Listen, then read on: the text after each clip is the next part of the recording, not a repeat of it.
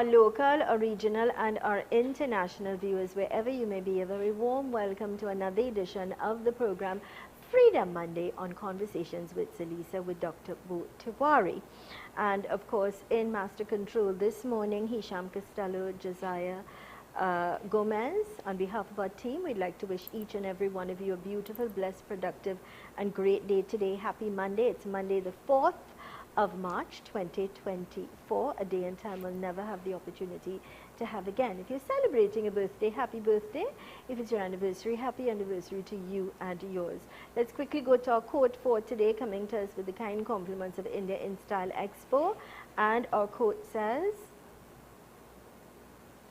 "Tough times never last, but tough people do. Tough times never last, but tough people do." That came to us with the kind compliments of India in Style Expo. Remember to check them out. This is at the Mid-Center Mall, closed yesterday. Of course, we'll be reopening on the 9th at the White Tent opposite Medford gas station. And of course, let's say a very good morning to the management and staff of Docks Engineering Works Limited, Charon's Bookstores, Valpark Chinese Restaurant, and Lifetime Solutions. A very good morning to you, Dr. Tiwari. Good morning, Zelisa. Thank you very much for watching and viewing. I am Bu Tiwari, and of course the program today is Freedom Monday. And we have a wonderful, young and bright and gifted guest this morning. He is Dr. Valmiki Arjun. He is a financial economist. He did his PhD at British University, Nottingham, sorry. And he is now a lecturer in economics at the University of the West Indies. But before we get to him, I want to talk a little bit about a headline story, at least in one of the papers this morning, where the head of the SSA, the Strategic Services Agency, has been asked to go on leave, has been sent on leave, and he has been replaced by Ambassador Philip Spencer, who served this country as ambassador to the United States of America. First of all, the question that arises in one's mind is, why was this dramatic change made? And I have a feeling, I may be wrong, but I have a feeling it has to do with the oil spill, which might have been the last straw in the Strategic Services Agency's incapacity to know what is happening either on land or in sea in Trinidad and Tobago. We have a situation, you have a Strategic Service Agency, and there is no intelligence that I could see, and if they have it and we cannot see it publicly, there is no intelligence that one can discern being acted upon having to do with gangs in Trinidad and Tobago that has led or that will lead to a systematic reduction and containment of gang violence in Trinidad and Tobago. So that's the first thing. And the second thing, the waters of Trinidad and Tobago are basically open waters. The Coast Guard ships are not working. The instruments that are meant to gather intelligence of entities in the water does not seem to be transmitting any information. And we had an oil spill here involving a tug and a boat. The boat was caught, the tug cut off the boat and leave it there to bleed oil in Tobago waters, and nobody, not the SSA, not anybody, knew that there was a tug, that there was a boat, where it was coming from, how it got here, what was happening.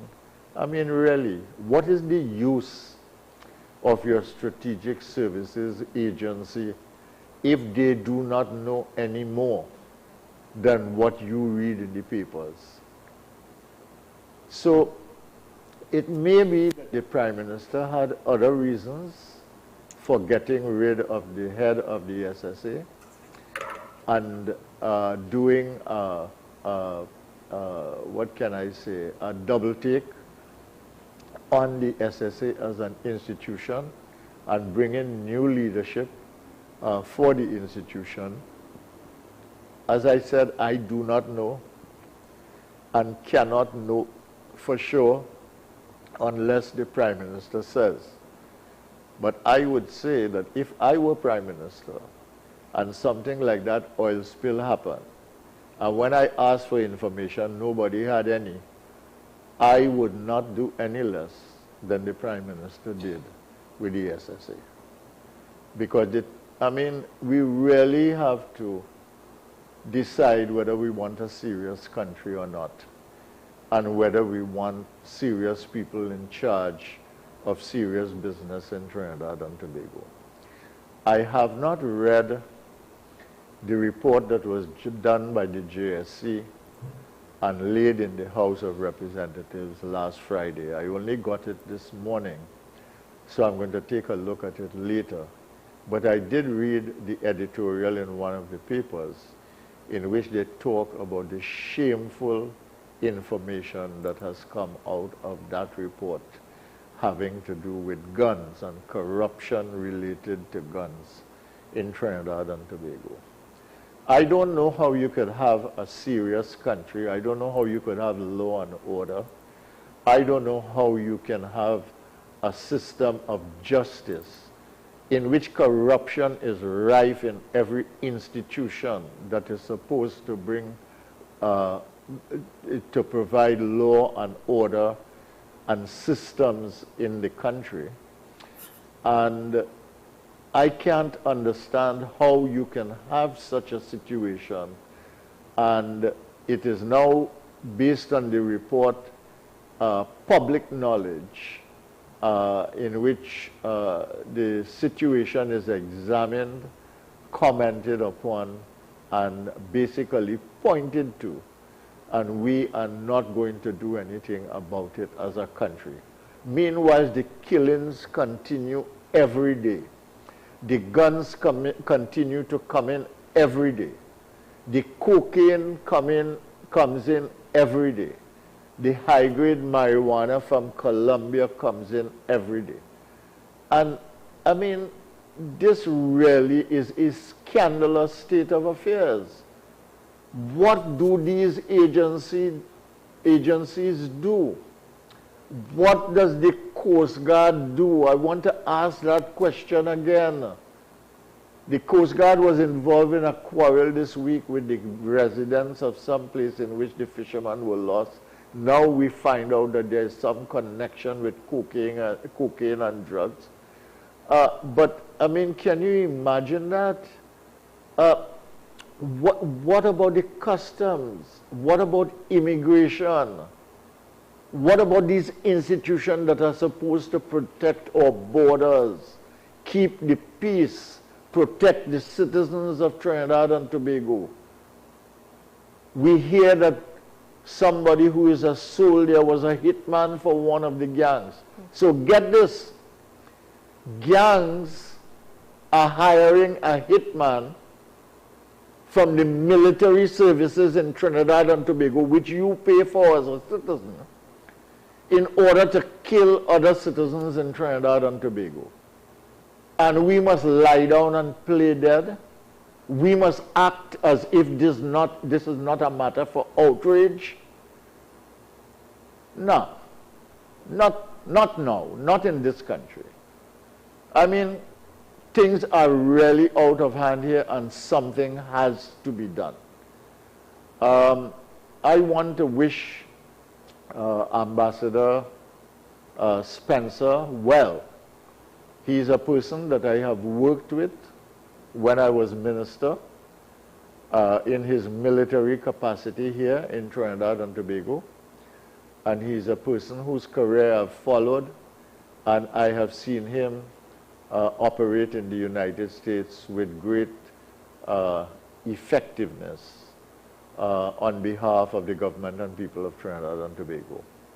So I think here you have someone who can bring some honest and decent and focused leadership to the SSA, and I hope that he will take the opportunity to do this. So I want to wish him well. But I also think the Prime Minister owes the population an explanation, and he needs to come clean and be transparent with the population. You just cannot fire the head of the SSA and disband the operations and close it down and put a new head, and don't come to the population and explain precisely why this was so necessary and what is the cause for your action and reaction, and what you hope to achieve with this SSA, and more than that, what else you plan to do. So I think the Prime Minister, we are going to give him the benefit of the doubt for his actions. We have speculated on what might be the reason. We may be correct, we may not be correct, but I think the Prime Minister, as leader of the country, needs to acknowledge that he has a duty, responsibility, obligation to be accountable and transparent and tell the population exactly what is going on, why he is doing what he is doing, what is the problem, and what he is trying to solve, and how he is trying to solve it. So I will stop at this point and introduce my guest. We will talk to him just for a minute or two before we take a break at 10:15, and then we will come back and talk to him for the remaining 45 minutes. So I want to ask Dr. Arjun if he would come on and have a brief dialogue with me before we close the first 15 minutes of this program. This is Freedom Monday, and I am Bo Tiwari. Good morning, Dr. Arjun. Welcome. Hello, welcome. Welcome, Mr. Rusing, and welcome, Dr. Tiwari. Thank you very much for having me in the program this morning. No, we must have you talk about the economy. The economy is a real challenge for us at this point in time. So I will ask you an easy question first as we enter the discussion, which is, how would you describe the state of the economy in Trinidad and Tobago? And you have about 2.5 minutes to give an exposition on that, and we will build on that when we come back after the break. Yeah, so the economic environment, in my view, is still quite daunting. You see, even though the authorities, like the international agencies like the IMF, etc., they're showing that we would have experienced about 2 years of positive growth in 2022 and 2023. So to be more specific, in 2022, we would have grown by about 1.48%. 2023, they estimate we grew by about 2.56%. But what we have to remember is that this growth is really after a period of significantly low economic performance. Obviously, after you hit rock bottom, and I hope what we experienced during the pandemic was rock bottom, and it can never get any worse for us than that. But after you reach the bottom of the barrel, there's only one place to go, and that's up. So it's more intuitive to compare ourselves to where we were right before the pandemic, by the end of 2019. And we still haven't caught up to where we were in the pre-pandemic era. We look at the data, the economy is still 6.4% lower than where we were in 2019. And if we were to go even further, the IMF look at other countries in the region, Bahamas is 6.7% above where they were in 2019. Barbados has grown by about close to 1% above where they were in 2018. Jamaica's 1.1% higher. And of course, Guyana's economy has grown by about 287% since then because of their hydrocarbon boom and the extensive FDIs. So as it stands right now, we are not likely to get back to this 2019 period until about 2026, 2027, thereabouts. What's actually fueling any positive growth that we're experiencing right now, not the energy sector, no pun intended. It's really more so the non-energy sector. And I will deal into this a bit further when we come back from the break. All right, well, thank you very much for that introduction. We'll take a break now. We'll hand over to Zelisa. This is Freedom Monday. I am Bo Tiwari, and my guest is Dr. Valmiki Arjun, economist at the University of the West Indies. Thank you, Doc. Reminding you our program today coming to us with the kind compliments of Doc's Engineering Works Limited, Charon's Bookstores, Valpark Chinese Restaurant, and Lifetime Solutions. So let's go to these important messages. When we return, the conversation continues on Freedom Monday with Dr. Bo Tiwari. When we return, stay with us.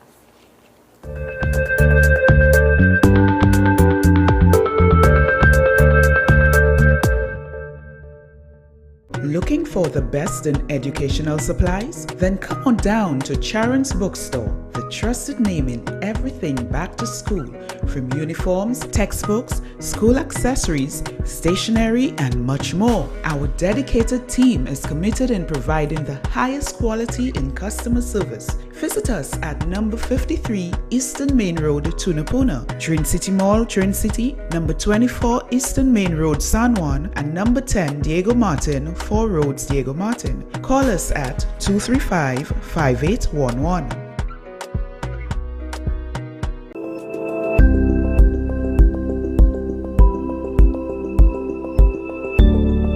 Are you ready to own your own home?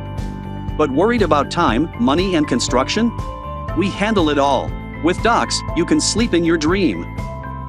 Make a down payment of $100K or $150K and we'll build a 2 or 3 bedroom home on your unused land. A home is an investment into your future, so let's help you invest wise, invest well. Payment plans available. We're only a call away. Valpark Chinese Restaurant. Experience the flavors of authentic Chinese cuisine for a romantic night out or a family dinner. Our newly renovated cozy atmosphere and professional friendly service makes dining with us an unforgettable experience. We have a well-equipped conference room that caters for meetings and corporate events for up to 50 persons. Safe and secure parking. Valpark Chinese Restaurant. Open every day including Sundays and holidays. Book your table today. Give us a call 645-5474 662-4540. Lifetime Solutions, manufacturer of metal roofing, panels, framing, guttering, and related products. Located lot number 26, Omera Industrial Estate in Arima. Give us a call 646-5813 for further information. Lifetime Solutions. Give us a call today. Every word, every line, every paragraph depicts a real moment in someone's life. A father, a sister, a mother, a brother. We at Newsday are dedicated to you, the people, and through independent, unwavering journalism, strive to always bring your stories to life. Because your stories are more than just words. Newsday, independent and credible. Super quality supermarket. Best quality and great prices. Get your fresh fruits, vegetables and meats. It's a one-stop shop for the most affordable groceries, baby items, kitchen supplies, bathroom accessories, car care supplies, pet food, toys and lots more, all at Super Quality Supermarket. Wide aisles, fully air-conditioned and secured parking. 3 locations nationwide: Couva Car Park, Couva, 98 Endeavour Road, Chagonas, and 47 Tissue Drive, Trin City. Super Quality Supermarket.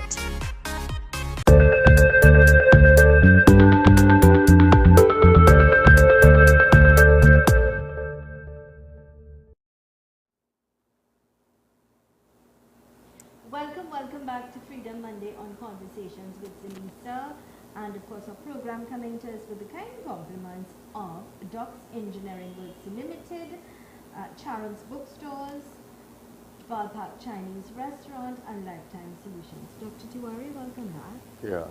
Thank you very much, Zelisa.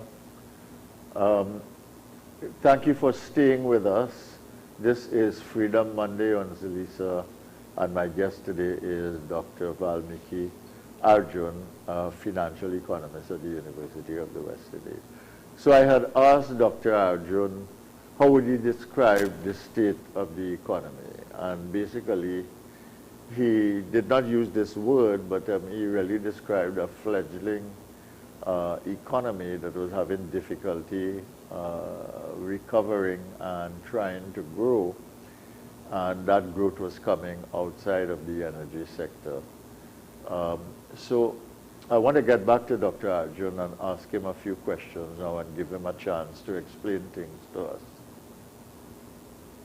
Dr. Arjun, welcome Yeah. back. Hi. Yep. Okay, Hi. so you're talking about the economy was not like it was in 2019, but when you go further back, 2014, 2015, 2014, when the first oil drop started, oil price drop and gas price drop started, the economy is also much less than that. How much have we shrunk as an economy, the Trinidad and Tobago economy? How much smaller, how much less big are we as an economy than it was, let's say, in 2015? So between 2015 and 2022, the economy would have actually declined by about 19.8%. So you can say about approximately 20%. Close to 20% drop. Yeah. When we take into account 2023's GDP, so the economy would have experienced some marginal growth in 2023. The economy would have declined by about 17.7%. So it's still far very off. The economy has significantly regressed relative to where we were back in 2015. In fact, if we were to look at the actual GDP figures, the economy is probably comparable to the state of 2006-2007 period. So it's still lagging behind quite substantially in terms of what we would have achieved back in the 2013 to 2015 era in particular. All right, what is the problem? Why are we having so much difficulty? What is the biggest challenge that we are facing as an economy, the Trinidad and Tobago economy? What is the problem really? What is the heart of the issue? So much of our revenue generation and foreign exchange earnings, of course, hinges on the performance of the energy sector. And there is no sugarcoating it. Our energy production is in dire straits. So oil production, for example, would have plummeted by about 55% in the last 10 years. We would have gone from producing 81,000 barrels in 2013 to now about 54,400 barrels. That's what the latest data is showing us. Gas production, the economy hinges more on gas rather than oil. That fell by 41% over the last 10 years. And that in turn resulted in a very harrowing drop by about 46% in the LNG production. So currently our gas production, it stands at a mere 2.4 billion standard cubic feet per day. And that of course is 1.1 billion standard cubic feet lower, substantially lower than where we actually need to be to meet our local gas needs per day. You need about 3.5 BCF per day to meet the demands of the 3 LNG trains, to supply the petrochemical plants in Point East and to generate electricity for TMTech. Now, because of the gas shortages that we've been experiencing, out of the 18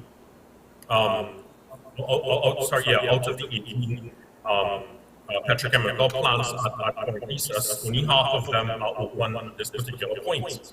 So when you compare this to back to where we were in 2013 and 2014, our daily production would have peaked back in those days at an impressive 4.4 billion standard cubic feet per day. Yes. Now, the Ryder Scott report in 2020 shows, of course, we have declining gas revenues. What we have to remember is that much of declining gas reserves. Now, much of our existing reserves are in fact in the deep water in the Columbus Basin.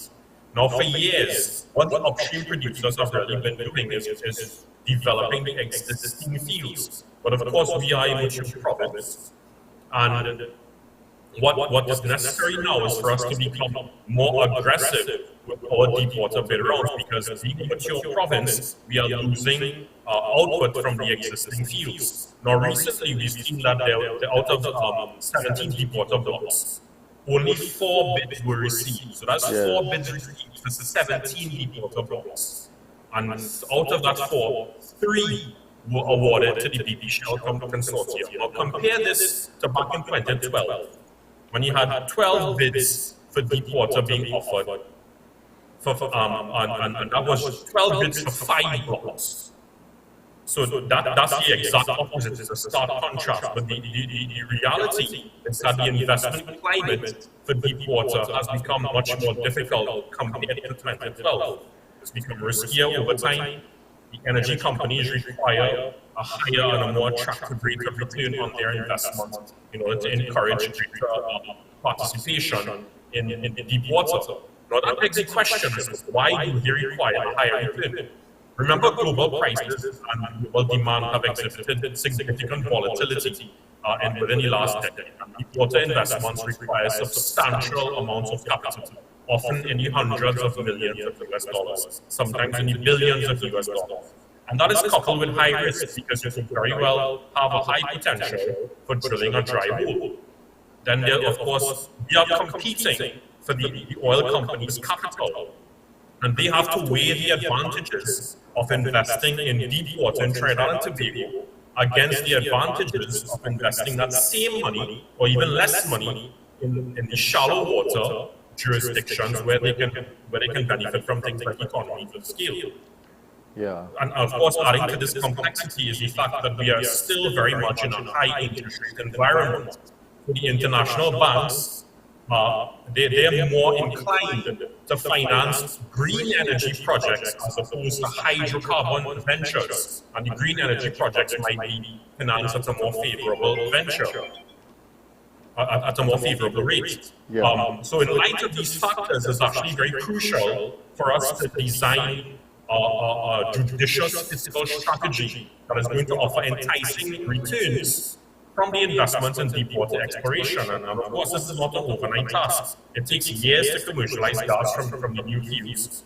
But I want to emphasize, though, that we still have a window of opportunity, because even though we are in an energy transition period to greener sources, what we have to remember is that LNG is likely to remain in healthy demand at least within the next 10 to 15 years, because LNG is seen as perhaps the cleanest source of hydrocarbon fuel. All right, so we are a mature province. We are not getting the number of bids that one would expect, because somehow we have become less competitive in attracting investors.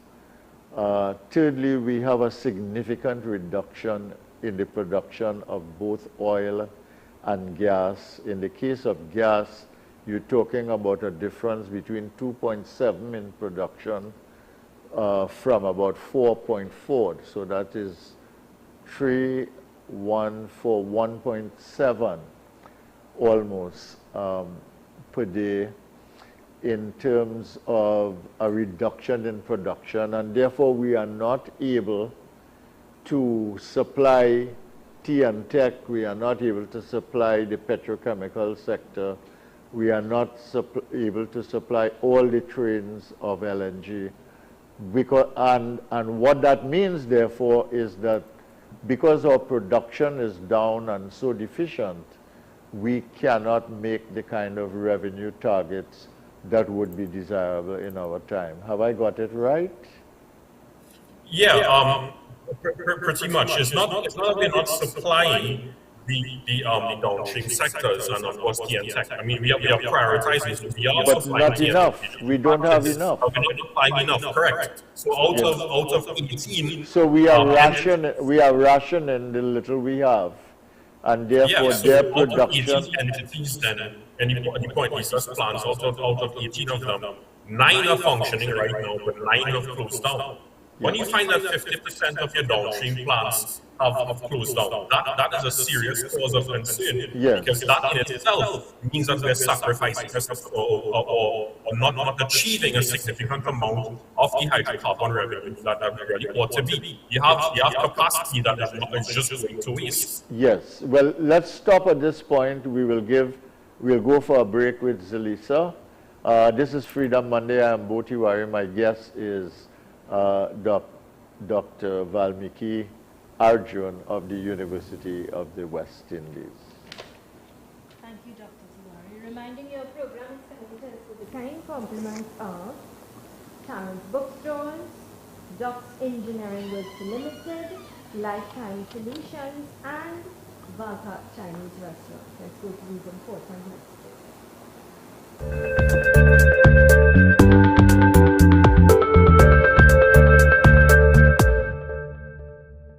Looking for the best in educational supplies? Then come on down to Charon's Bookstore, the trusted name in everything back to school, from uniforms, textbooks, school accessories, stationery, and much more. Our dedicated team is committed in providing the highest quality in customer service. Visit us at number 53 Eastern Main Road, Tunapuna, Trin City Mall, Trin City, number 24 Eastern Main Road, San Juan, and number 10 Diego Martin, 4 Roads, Diego Martin. Call us at 235-5811. Are you ready to own your own home? But worried about time, money, and construction? We handle it all. With Docs, you can sleep in your dream. Make a down payment of $100K or $150K and we'll build a 2 or 3 bedroom home on your unused land. A home is an investment into your future, so let's help you invest wise, invest well. Payment plans available. We're only a call away.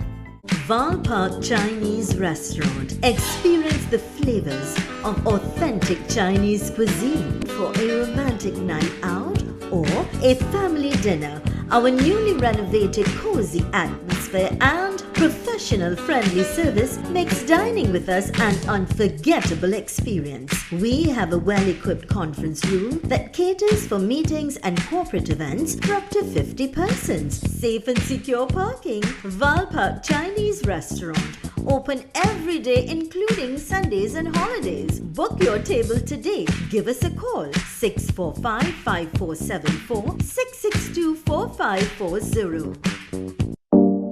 Lifetime Solutions, manufacturer of metal roofing, panels, framing, guttering, and related products. Located lot number 26, Omera Industrial Estate in Arima. Give us a call 646-5813 for further information. Lifetime Solutions. Give us a call today. Ducky's Tent Rental. We're all about the best tents, high quality, with the best service at affordable prices. We'll make your event a memorable one. Located at Katwaru Trace, Penal. Or give us a call 788-2262. Ducky's Tent Rental. Final extension. No further extensions. The India is on the 3rd of March. Opposite Medford gas station in Chaguanas will be reopening on the 9th of March. We've got unique items available. One-of-a-kind Islamic outfits for male and female. We've got special gift items also available. Join us for iftar every day. Also catering the best groom and bridal outfits. Get matching jewelry, footwear, makeup and all that you need. Multi-cuisine food court. Reopening on the 9th of March. Fab India Expo. Opposite Medford gas station, Chaguanas.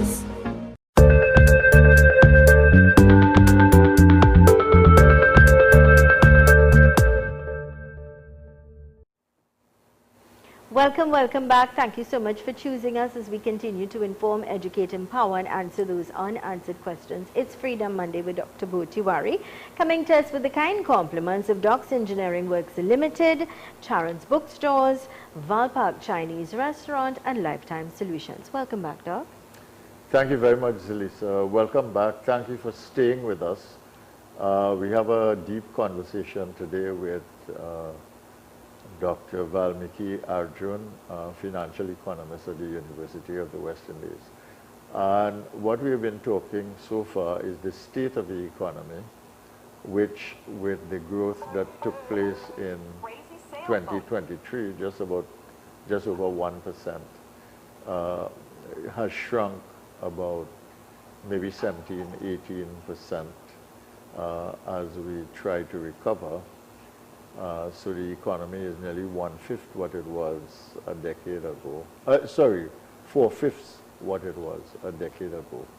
And the second thing, what we've been addressing, what is the big challenge? And the big challenge is energy and its implications for revenue, and therefore the creation of a revenue shortfall. And we've been talking about that and how that challenge is being presented to us. And the question now is, what do we do? So I'm going to ask Dr. Arjun now what he thinks we should do. And he might be able to tell us some of the things we're doing right, some of the things we're doing wrong, and what are the things that we must do that we are not doing at all. Okay, so Dr. Arjun. Doctor, welcome back. Thank you for having me once again. And, okay, you're not so picking just me to up. adjust. Get the sound now, Hisham, good. please. Doc, can you hear us? Yeah, I'm hearing you just Okay, fine. great. All right, we can great. hear you. Thank you. Okay, so what do we do? I mean, we're caught in this trap, right? I mean, we don't have enough money in terms of revenue because we don't have the production in the oil and gas sector that will give us the revenue that we need to sustain the level of life that we are generally accustomed to. So the question is, what do we do? Do we have options? Do we have choices? Is this something that can be solved, or are we stuck in a deteriorating future that is not recoverable? So first of all, I want to point out that that is not all a grim picture. There's a non-energy component of the economy that has shown extreme resilience and brilliant performance, especially with respect to the manufacturing sector within the last few years. Now, if you look at the data, the non-energy component specifically of the manufacturing sector grew by around 19% since 2019. And one particular sector, food and beverage, accounted for about 38% of growth during this particular time. Now, we have to remember that this growth is happening in spite of the obstacles in the business environment, like the issues that we have, for example, at the port in terms of getting the raw materials as a manufacturer on time, foreign exchange issues like crime, the problems that we have in terms of a non-streamlined regulatory process, and the list goes on and on. So despite the fact that we have a very hostile and obstacle-riddled business environment, you still have those sectors, the private sector, that some of them have been performing quite resilient. So I don't think that the picture, first of all, is 100% grim. There is still hope for us, and the manufacturing sector is a good example of this. Now again, these sectors, however, we have to remember, they're not big enough to really provide us with the quality of life, the revenues, the foreign exchange earnings that we would have earned, that we would have garnered from the energy sector. In fact, when you look at, for example, the non-energy manufacturing sector, that only accounts for 7% of the overall economy. Food and beverage accounts for a meager 5% of the economy. Construction is about 5.1% of the economy.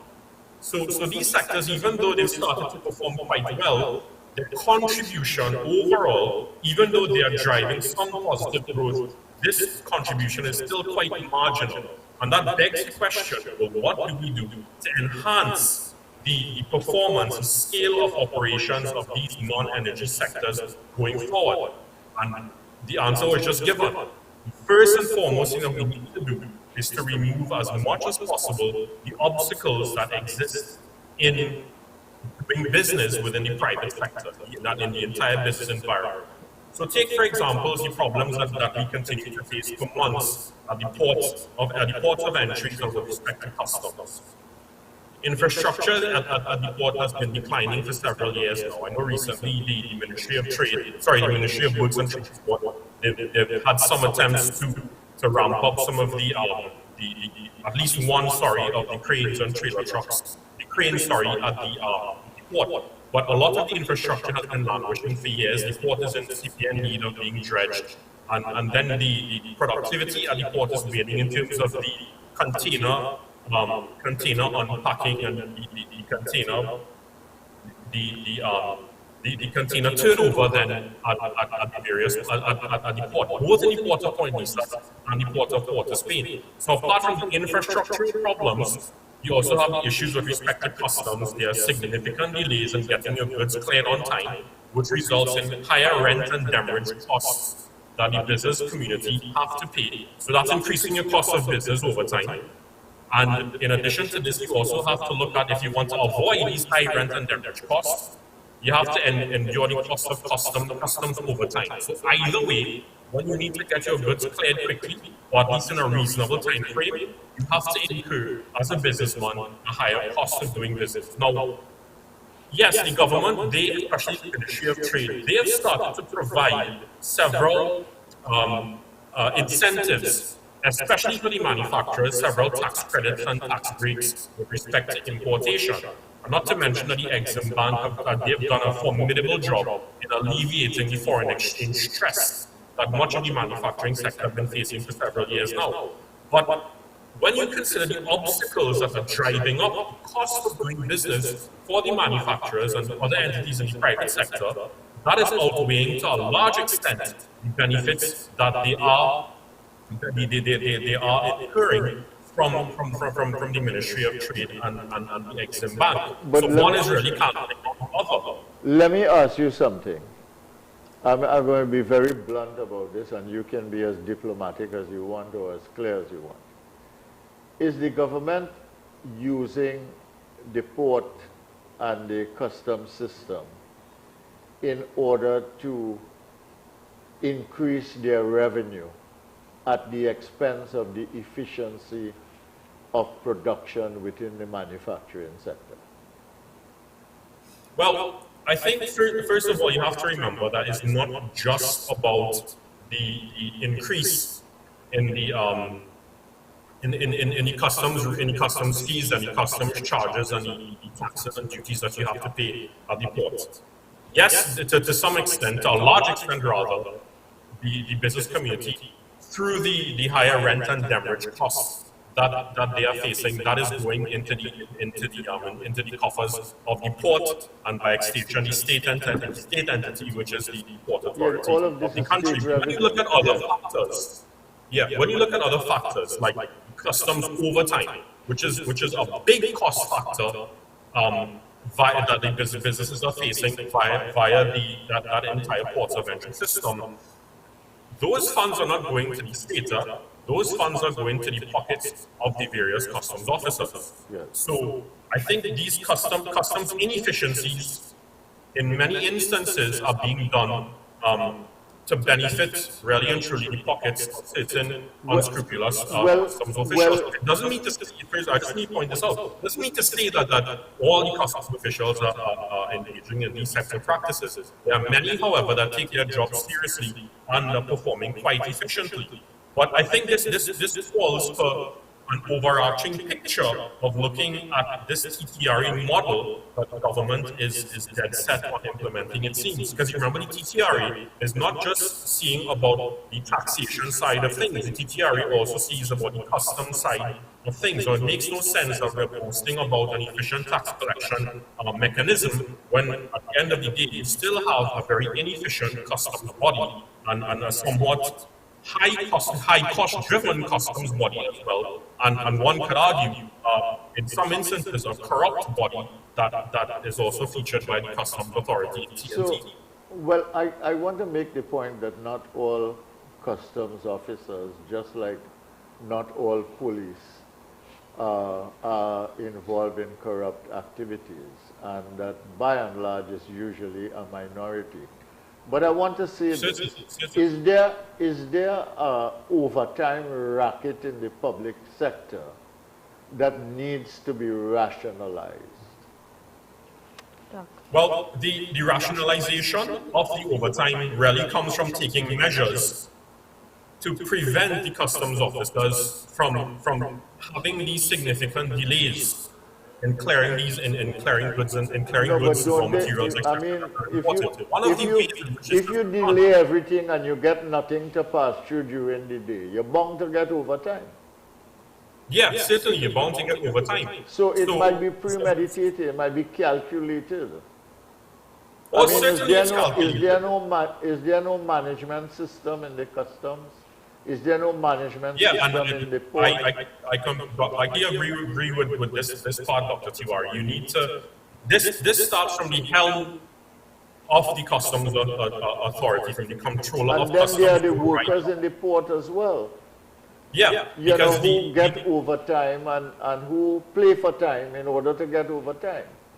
I mean, really it's a kind of rip-off of the state and rip-off of the taxpayer. And it really is a situation in which you do not get an honest day's work for an honest day's pay. In fact, I think I have some data here from reports that I just wanted to quickly go through. We have to take a break now. We're going to come back. Okay? All right. Okay then. And we say special thanks, of course, to Docs Engineering Works Limited, Charon's Bookstores, Valpark Chinese Restaurant, and Lifetime Solutions. Let's go to these important messages when we return. Freedom Monday continues.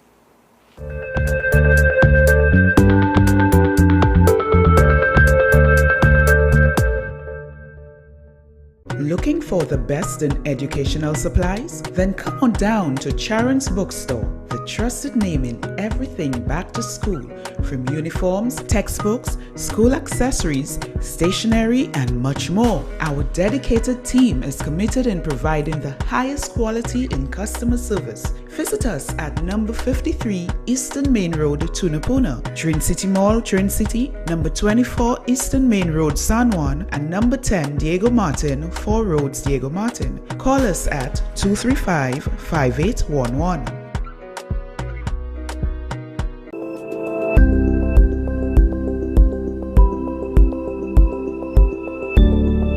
Are you ready to own your own home? But worried about time, money, and construction? We handle it all. With Docs, you can sleep in your dream. Make a down payment of $100K or $150K and we'll build a 2 or 3 bedroom home on your unused land. A home is an investment into your future, so let's help you invest wise, invest well. Payment plans available. We're only a call away.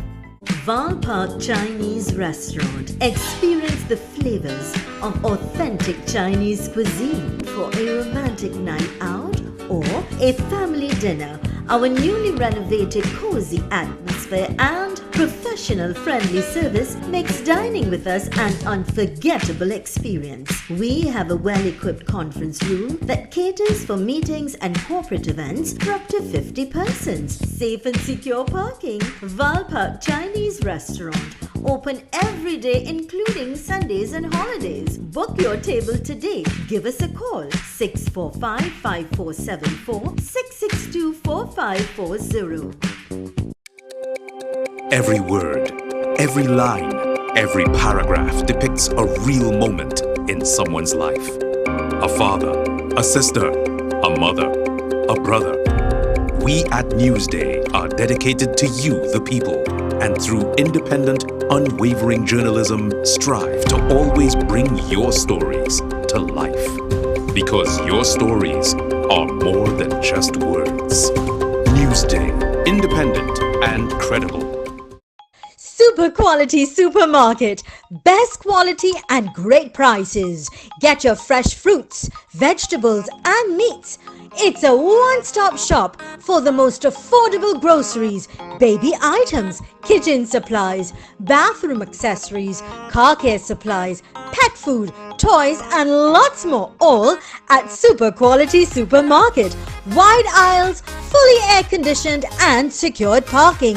3 locations nationwide: Couva Car Park, Couva, 98 Endeavour Road, Chaguanas, and 47 Tissue Drive, Trincity. Super Quality Supermarket.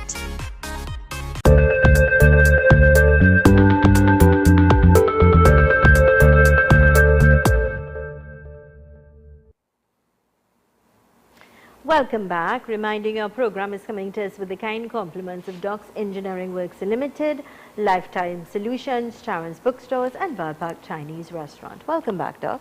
Okay, thank you very much, Zelisa. Welcome back, all of you.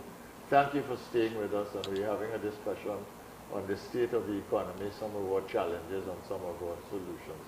We were talking about the difficulty of doing business in Trinidad and Tobago. And the reason it's important to do that is that we do not have the revenues in energy now, neither in oil, nor in gas, nor in petrochemicals, nor in LNG. We just do not have it because we do not have the feedstock of gas to make optimum use of what we can given the plants that we have. So that is the first thing. And therefore we have to get the money from somewhere else, and money in this sense is foreign exchange. Now, you have a small manufacturing sector, less than 10% of the economy, and you have some part of that manufacturing sector exporting, not all of it. All right? And even if you double the exports of the exporting companies in the manufacturing sector, you cannot make up for the deficit in revenues from the energy sector. So this business of organizing business to make sure that it is more effective and efficient and competent and competitive and can do its work and so on is very, very important. Now, when we were talking about the port, I am not certainly against the port worker, because people are underpaid in Trinidad and Tobago given the rise in the cost of living since the pandemic. And every working person in this country is having a hard time. I am not against the customs officer. And their wages were quite limited this time in terms of increases, 4%. And that means that their wages are not keeping up with the pace of change in the higher cost of living and in the demands in the market space for more money for almost every item that you choose. So I am not against that at all. But what I am raising is whether there is a strategic intent to create the conditions for overtime work by sabotaging the daily work and creating the conditions really where the system is exploited, and whether the state, in fact, on the other hand, simply looks the other way for these delays in order to facilitate this kind of context, and more than that, to generate extra revenues for itself, just like it does from giving people tickets on the road and those kinds of things, property taxes and so on. I mean, I know they have a real problem, but how you solve that problem is important. So I want to ask Dr. Arjun, we can't make up the money no matter what you do with the Exim Bank, how well you do in manufacturing, even if we solve some of these problems with the ease of doing business and the facilitation of business by that alone. Because we really need serious investment in this country outside of the energy sector, don't we? Isn't that a strategy that we should be pursuing? because we cannot get the investment from inside alone. If the business climate is not right, people are not going to invest their money where they are already having problems getting foreign exchange and dealing with customs and the port and so on. So don't we need to fix these things and at the same time create the conditions where we can have serious foreign investment in Trinidad and Tobago, or new investment by local companies in partnership perhaps with others, and in which we can do something that would boost tourism and the foreign dollar inflows into Trinidad and Tobago. Can you talk about that? And are there other things that we can do? So we were talking about the port, and the point is actually we were sitting on a gold mine here because we have a natural harbor in the port of Port of Spain. And this can certainly serve to be a significant source of foreign exchange. You see, you mentioned something about whether or not there's a deliberate sabotage in the activities at the port to create delays so that it can generate higher returns for the state entities or the state, etc. But whether there is a deliberate delay or not, the bottom line is that that is costing us market share in the shipping industry within the entire Latin American and Caribbean region. And that market share is costing us is sacrificing valuable revenues, especially revenues in foreign exchange. Because when those international shipping liners do business with the Port of Spain, that is business being done in foreign exchange in US dollars. Just to give you an idea, and this is data available to the entire public. This is from the United Nations database. Our port in Port of Spain, the shipping connectivity index is a meager 12.1%. Sorry, 12.1. The index for Point Visas is 7.5. But when we compare that to Jamaica, Jamaica's shipping connectivity index is much higher than ours. It's about 41.75. And what this index tells us is information that gives us an idea of the number of shipping lines and shipping companies that provide services from our port, and to the extent to which our port is connected to other ports, not just in the region, but internationally, and direct and regular services facilitated from our port to another port, etc. So this index shows that we are far behind our counterparts within the region, like Jamaica. Jamaica is 41.75, the Bahamas Freeport Terminal is 27.36, the Dominican Republic, their index is 57. So their shipping connectivity is much, much better than ours, which means that their market share is much bigger than ours. So why did we lose such substantial market share? One, our productivity. I did a small study in our port a few years ago, and I've been updating the data. In 2021, the most recent data I can get my hands on, the container throughput, annual throughput has only been about 395,000 containers being offloaded in our port. When you compare that to Jamaica, Jamaica is just under 2 million containers per year. Bahamas is about 1.8 million containers per year. Again, low productivity translates into less market share because shipping lines don't want to go to a destination where they will miss their schedules and they will face delays and therefore miss their schedules at the Panama Canal, which in itself is an additional cost to them. What we need to do with respect to the port is exactly what the government said they would do and what I've been calling for since 2018. I remember both you and I had a conversation about 2018.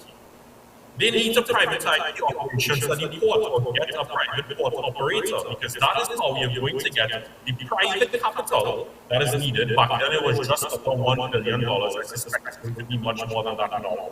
But that is how you're going to get private capital to revitalize infrastructure at the port, the various cranes, trailer trucks, etc. that are needed to make sure that the container throughput annually is very high and that we can dredge the port properly so that it can bring back some of the lost market share. Another reason we lost market share is because these very large Panamax vessels, they call them, very large shipping vessels coming through the Panama Canal from Asia cannot be facilitated at our port because our port is not deep enough. We didn't expend the capital to dredge it adequately.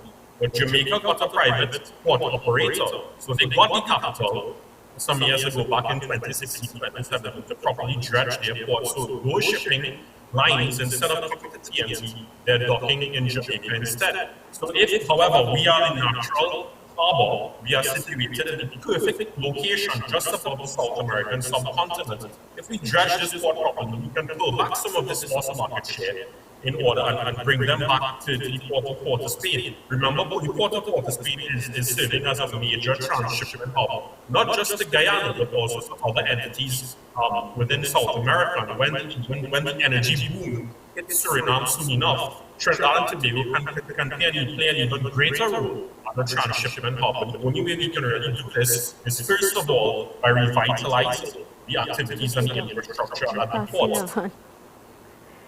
Is it that we've found, I'm going to have to close up now, I just don't have the time, but maybe we can continue this discussion.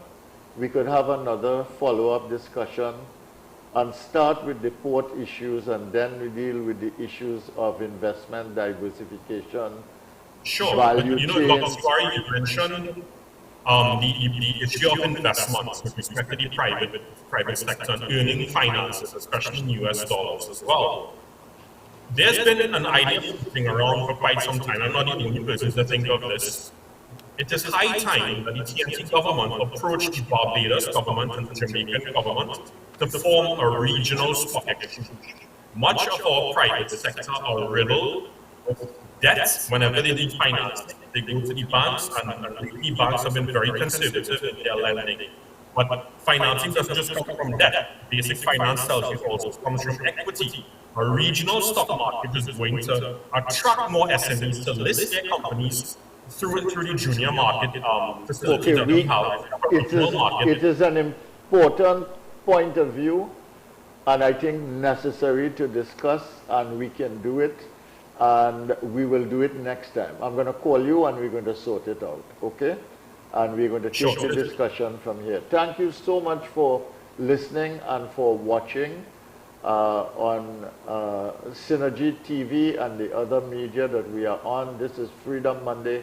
I am Bo Tiwari. My guest today is Dr.